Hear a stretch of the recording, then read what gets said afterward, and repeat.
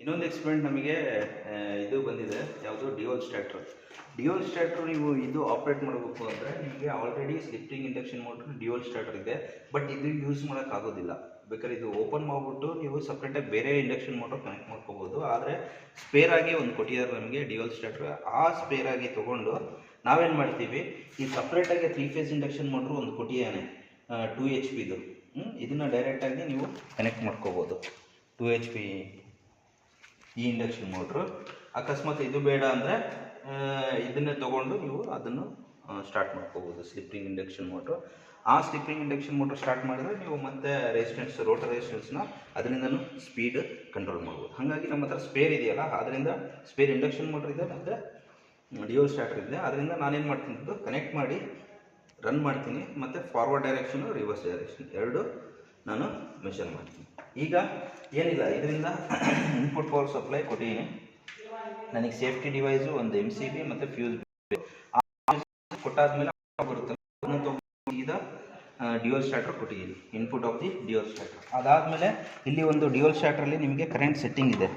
ಈ current setting relay setting ಅಂತೀವಿ. ಈ ಕರೆಂಟ್ ಸೆಟ್ಟಿಂಗು ನಿಮಗೆ ಎಷ್ಟು ಬೇಕಾದಷ್ಟು ಸೆಟ್ ಮಾಡ್ಕೋಬೋದು. ಏನಕ್ಕೆ ಇದು ಸೆಟ್ ಮಾಡ್ಕೋಬೇಕು ಅಂದರೆ, ನಿಮ್ಮಲ್ಲಿ ಏನಾದರೂ ಶಾರ್ಟ್ ಸರ್ಕ್ಯೂಟ್ ಆಯಿತು, ಇದು ಆಯಿತು ಅಂದರೆ ಈ ನಮ್ಮ ರಿಲೇ ಬಂದು it should be in the safe condition. ಹಾಗಾಗಿ ಇದು ಆಟೋಮೆಟಿಕ್ಕಾಗಿ ನಿಮಗೆ ಟ್ರಿಪ್ ಆಗುತ್ತೆ. ಪ್ಲಸ್ ಅದು ಸೇಫರ್ ಝೋನಲ್ಲಿ ಇಷ್ಟು ಆ್ಯಂಪಿಯರಲ್ಲಿ ನಾವು ವರ್ಕ್ ಮಾಡ್ಬೋದು ಅಂತೇಳಿ ಅದು ನಾವು ನಮ್ಮ ಇಂಡಕ್ಷನ್ ಮೋಟ್ರ್ ಎಷ್ಟು ಆ್ಯಂಪಿಯರ್ ಇದೆಯಲ್ಲ ಅದ್ರ ಮೇಲೆ ಇದನ್ನ ಸೆಟ್ ಮಾಡ್ಬೋದು.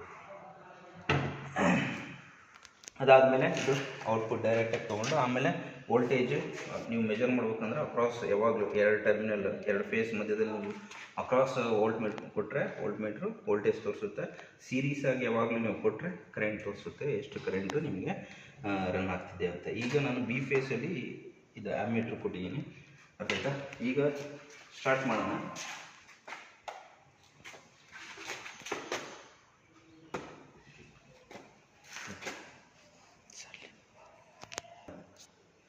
ಈಗ ನಾನು ಇದು ಇಂಡಿಕೇಶನಿಂದ ನಾನು 3 ಫೇಸ್ ಇಂಡಕ್ಷನ್ ಮೋಟ್ರು ಸ್ಟಾರ್ಟ್ ಮಾಡ್ತಾಯಿದ್ದೀನಿ. ಪವರ್ ಸಪ್ಲೈ ಕೊಟ್ಟಿದ್ದೀನಿ. ಕೊಟ್ಟಾದ್ಮೇಲೆ ಸರ್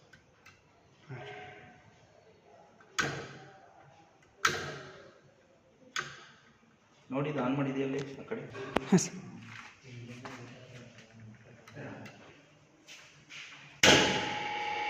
ಇದು ಈಗ ಆನ್ ಆಯಿತು, ಡ್ಯುಯಲ್ ಸ್ಟಾರ್ಟರ್ ಆನ್ ಆಯಿತು, ಮೋಟ್ರು ರನ್ ಆಗ್ತಿದೆ.